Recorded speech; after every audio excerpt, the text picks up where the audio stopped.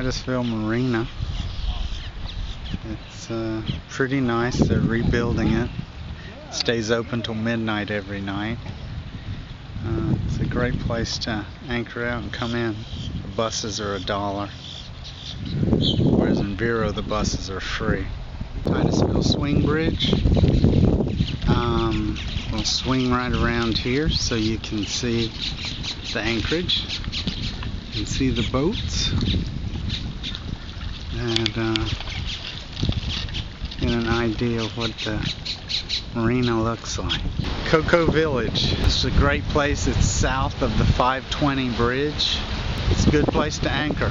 It's well protected, and you've got a little town back behind you called Cocoa Village where you can go to restaurants, buy a lot of stuff. West Marine, right over this bridge. You walk right over the bridge towards the ocean, east, and there's a West Marine about a half mile. This chart represents our basic sailing route. We're going to start out in Titusville, go down the ICW, it's protected waters, all the way down to Fort Pierce and Stewart, cut across Lake Okeechobee over to Fort Myers, down off the Gulf Coast, 10,000 Islands, Cape Sable, and down to the Keys, and then back up the Keys to Miami. And that basically is going to be our trip. This is a great little beginner cruising for sailors. The point I'm trying to make with this is that you can take a very small boat, an 18 or 22 foot boat, do some really wonderful, exciting sailing and in protected waters. You're not risking your life or anything, but it's really some lively sailing. This is Fort Pierce Inlet. This is where we will be stopping at leg 1. Okay, at the end of leg 1, we're going to be stopping right underneath that dark green island, and we're going to pull the boat out there in Fort Pierce, right before the inlet.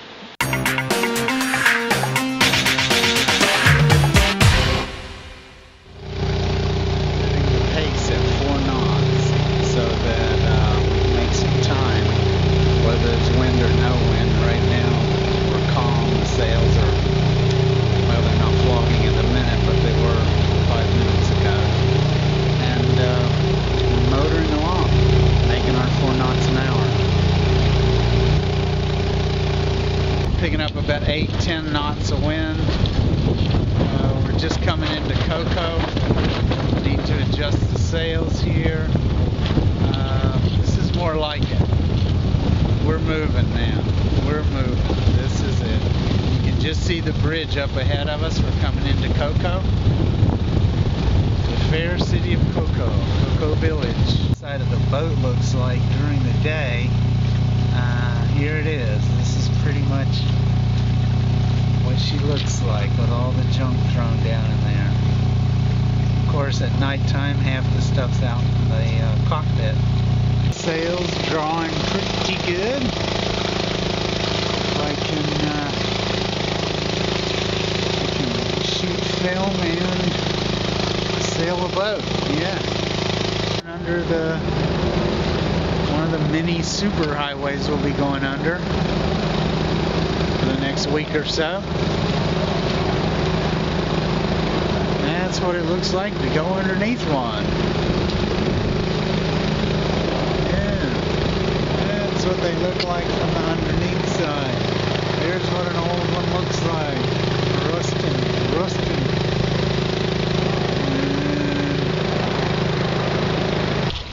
5 to 10. 5 to 8 knots.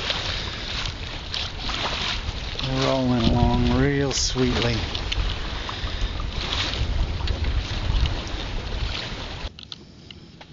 Yeah, that's what it looks like down inside the boat at night.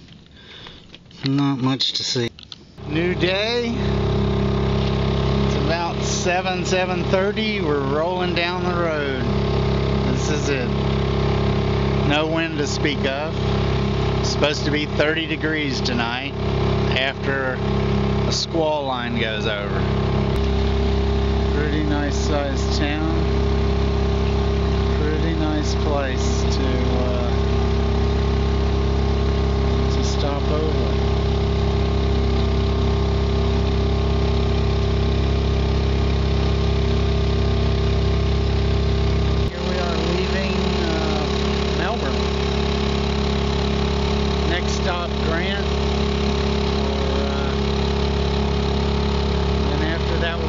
0.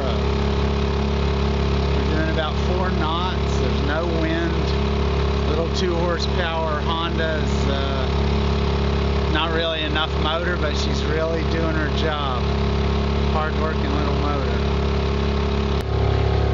The thing you might like to see about this is that largely the world used to go by at about 5 miles an hour, the speed of a sailboat or an ox cart. And up until the last 100 years, this is what speed the world ran at. And things come at you a lot slower. You have a lot more time to reflect. I think it's pretty healthy. What you might notice out here is that the ICW runs in parallel for a while, and so you can plot a course heading and stay on there for, like, say 4 miles, and then your next course heading will be good for maybe 6 or 8 or 12 miles. And if you take the time to do that, it makes it a lot easier to run these ditches, and you have a lot less chance of running aground. Another tip is, when there's little or no wind, to pull your sail up to windward. Pull your sail up with your traveler, and you create a little bit of wind, and it usually you'll pick up about a half knot or a quarter knot. To the hero of this trip, Honda, more reliable than Mother Nature. Are nice to hide behind at night. It's a good place to hide out away from the wind. Sometimes they have mosquitoes on them, but also it's just a good place to go exploring. A lot of people equate sailing like this with meditation, because you have to be intently watching nothing. You know, I mean, there's basically nothing going on, but you got to keep a sharp eye to make sure nothing goes wrong. Woo!